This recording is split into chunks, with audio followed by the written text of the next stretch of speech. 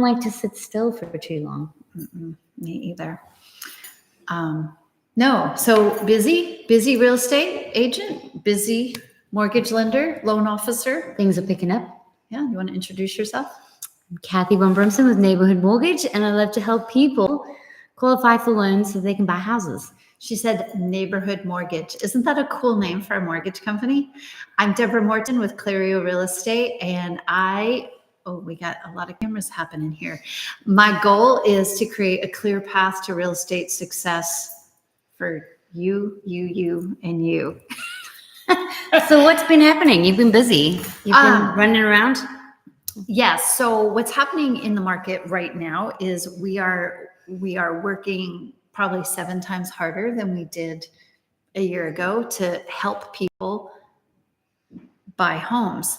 Selling homes is still happening. And you know what? The thing about it is it's just different. It's different now than it was 6 months ago. And it's different than it was 6 months before that. Different how? Clarify that a little. So everybody seems to have in their mind this perception that houses just fly off the shelves. And sellers in particular seem to think that their house is just going to fly off the shelf. And guess what? If it's in great condition, it will. Okay. If it's not in great condition, it won't, because buyers don't have the margin to be tolerant of a less than perfect house because of rates. Correct. Gotcha. So the multiple offer situation, it is happening. And that is if the house is like pristine, ready to go, location, all the things. Yes. And if I have examples of both scenarios happening right now where pristine house, great location, priced correctly, not ridiculous pricing. Right. We've had so much appreciation in the last 3 years in our Atlanta metro area. Housing appreciation has been significant. Owners have benefited greatly. If you've owned a house for more than 2 years, you have equity. Congratulations. Fantastic. It doesn't mean that you can be crazy about your pricing and expect people to just throw buckets of money at you. Price and condition go hand in hand. Mm-hmm. And we're seeing that play out. It's actually very, very predictable. Like oddly predictable. So a house that's not in optimum condition, we have to be more careful about pricing. Marketing actually matters. How we set up, how we present, how we disclose, how we are prepared to work with a buyer with a less than perfect house. And we can get it done. We are currently seeing price reductions on houses that are in poor condition or overpriced. They're sitting on the market. There are a lot of houses available who've been on the market more than 30 days. Okay. A year ago, we didn't have that. So that's an important factor in what we're seeing. And we still don't have a lot of supply though. No. It's still less than. So you said, what are you doing? I'm busy running around trying to find houses a good agent is going to proactively seek out homes for their buyers in the neighborhoods and the areas that they want. Okay. So not only are you showing your buyers houses, you're also going without them to like double check and make sure. Yes. It's something even worth seeing. Yes. So a lot of time is spent, like if my clients are at work, because people who buy houses tend to have jobs, they're at work. And if there's a new listing that hits the market, I know a quality house and I have a good sense of what they like or don't like. I can hit it during the day, go look, preview, see, oh gosh, well, there's power lines or a cliff or, a trucking company that's right behind. In some cases in Canton recently, great house, a little bit larger lot, like, 2 acres. Well, it backed up to a chicken house. That wasn't on the listing.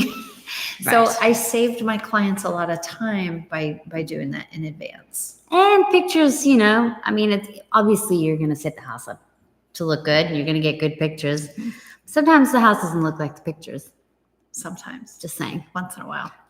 I will say, I'm not a realtor, I'm a lender, but I have sold a couple condos, and move-in ready it's worth the money.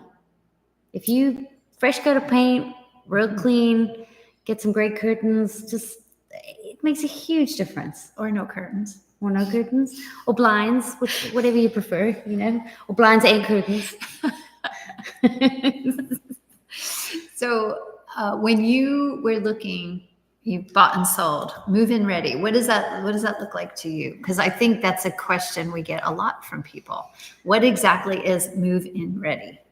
To me, it just means I can picture myself in a space because it's not too cluttered, it's not too personalized, and it's not like bright pink in one room and purple in another, and then green in the bathroom. For me, move-in ready is like a blank slate, if you will. So pretty continuous paint, color, clean, clean, clean. It's funny. I showed a house, a townhouse recently, and it was really a perfect townhouse for this particular client. It checked all the boxes. And it was dirty. Talk about, you know what? Professional cleaning is not cheap. You're talking for a 3-bedroom, 2-bath townhome, 2 floors. It's going to be $500. But Yeah. we're talking, it was so dirty that we were like, ugh, we got to go wash our hands. So if you're trying to sell a home, part of the move-in ready experience is my client should have loved this property, but she was so turned off. And guess what? That's real. Emotions play into people's decisions when looking and purchasing real estate. Will I be able to circle back if the place is still available in another week or two? Probably. I mean, you can get around it. It's like, oh, I can clean this place, put a fresh coat of paint on it. But do you love it? Yeah, but No, you don't. Yeah. You're not going to fall in love with a place that's dirty. Yeah, at the very least. Right? Especially bathrooms and kitchens. Yeah, no cobwebs or bugs. I'm talking dirt, like grease on the vent hood. Yeah, but everybody's got varying degrees of what they call clean. Not when you're selling a house. Professional cleaning is professional cleaning. Yeah. Yeah. It's a basic. Yeah. Broom swept. Oh, that's a good. So Casey, our producer, just said in our contracts, when if a buyer's agent does not request a professional cleaning prior to closing from the seller, the house, contractually speaking, is expected to be in what we call broom swept condition. Broom swept. Okay. Yeah. So what that alludes to, and like this can get very sticky at closing in some cases. So you've sold your house, you moved out, and you're like, well, I'm not taking that stuff with me. I don't need it. Not okay. Not okay.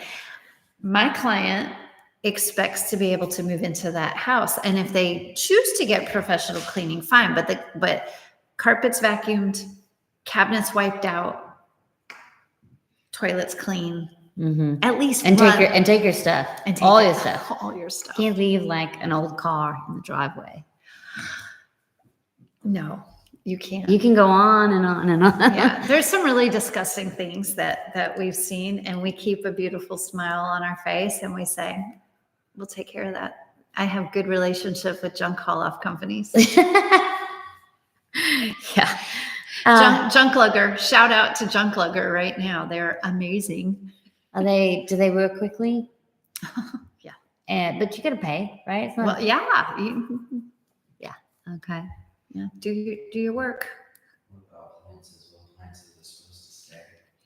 Oh, Casey's curious about what appliance. When you bought your appliances? appliances. Oh, appliances. Yeah.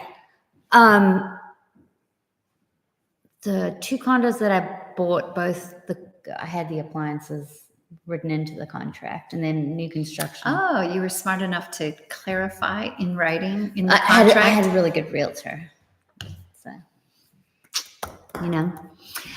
So yes, oftentimes there is a gray area about refrigerators. right. Sometimes you go to your final walkthrough and the refrigerator you thought was going to be there is not. Right. That's sort of like they have to leave the stove, right? No? Well, I mean, have to. They can take all their appliances. Are you saying they can take all their appliances? I'm saying I've seen everything. Oh, okay. I've seen it all. You've walked into a place. I have, knock wood here, I have not seen the kitchen sink be missing. Everything but the kitchen sink I have seen. Okay. Come on, dad jokes.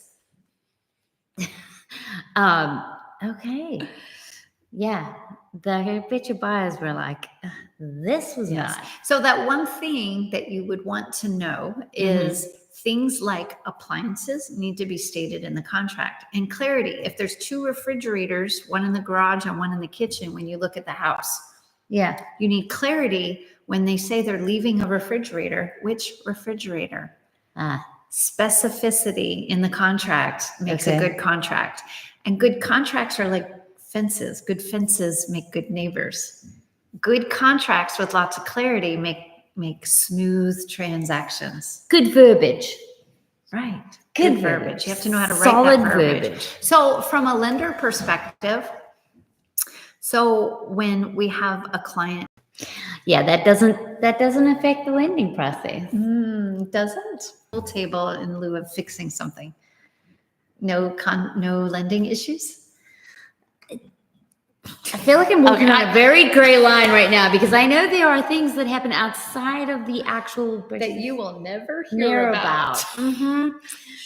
Yes. So Don't tell the lender. No. that can be like a side agreement. Deals happen. But there are specific rules about lending, and personal property is separate from the home, the property you're buying. Yes, unless you've negotiated, Right. right? But hey, let me ask you this. So I have heard that some builders on the high-end houses will build like a Jura, is it a Jura or Jura coffee machine? Like some of them are built into the houses, and those are very expensive coffee machines. Yes. And that can be something that they can sell, and it's worth money. Have you had a situation like that where you've had? I have my experience is that people who buy luxury homes want luxury things, Mm-hmm. and they're not going to rip out a coffee machine to sell it on the off market Right. to pay for it. They want nice things. Yeah, I've heard buyers talk about it. I bought this house and it came with the Jura. It's like a family heirloom, something they want to speak about. Well, every price point has different expectations. At certain price points, you expect a sub-zero, like it has to be. Mm-hmm. You have different expectations for all the things. What's the most expensive house you've ever sold?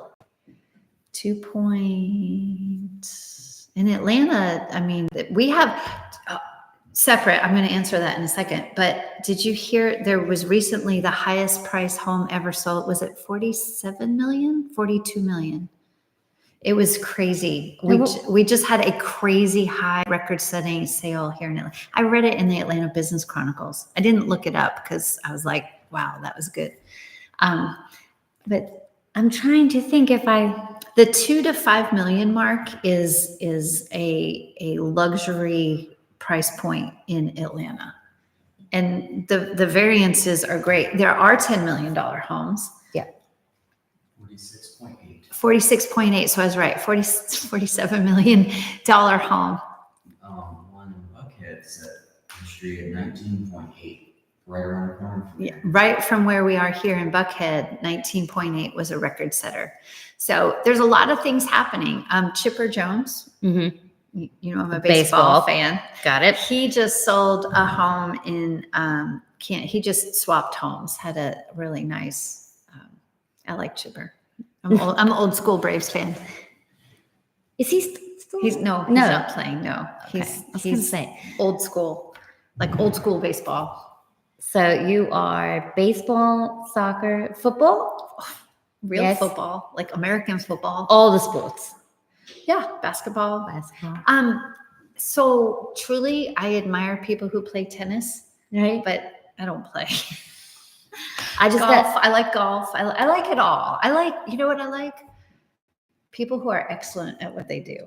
So if you're a top performing sports professional, you have back in the ages. maybe, but It's not old thing, but it surely does help. so maybe consistency, dedication, and commitment to outwork everybody else. I'm sorry, you're going to get me down a fired rabbit up. hole. That one thing you want to know is consistency, perseverance, and dedication to what you do. If you're going to work harder and be excellent, it's not practice makes perfect. It's perfect practice makes perfect. And Michael Jordan, what did he do? Like 1,000 free throws a day? Is this something that you've been honing for a long time, or is it something you've always had? Or have you had to really What, practice? my OCD ridiculous personality. Yeah. Yeah. Damn, calling me out. Yeah, I'm a little weird. Yeah, I mean, some people have it. I'm a more of a slow, but I'm there. I'm a slow burner. Slow and steady, but you're also an artist. That's for sure. And I live in my own headspace a lot. Huh. Yeah. I'm not going to ask Casey. So Casey's behind the camera right now doing an excellent job keeping us on track, or at least trying as hard as he can. We're not going to ask him what he thinks right now. So I had a question about that one thing.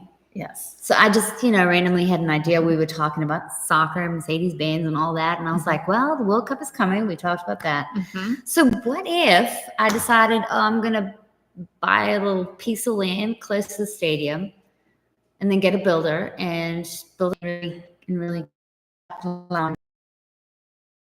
All the things at me at once. Yes. Excellent. So that So that one thing is do your homework. okay. Before you make any investment decisions ever, you need to do your homework. That's the one thing everybody needs to know. It is very healthy to look ahead of where development is coming. Okay. That's a smart thing. But I'll use a real life example right now. Rivian, Mm-hmm. car Yeah. manufacturer, Covington, Conyers. guess what? It's delayed. It is. It has been delayed. Likely a year, Mm-hmm. maybe more, hopefully not gone completely. So as you're doing your homework, and let's say you were like, coming to Mm-hmm. Covington, Mm-hmm. I'm going to buy land and invest and build now. Mm-hmm. Great idea. But that didn't come to fruition in the timeline that was expected. Right. So now you already own the land, right? Right. Maybe, just saying. So you've purchased the land. Then you have to determine your development opportunities. Mm-hmm. So Rivian has put on pause to Mm-hmm. continue with your plan to go with short-term rentals. Do you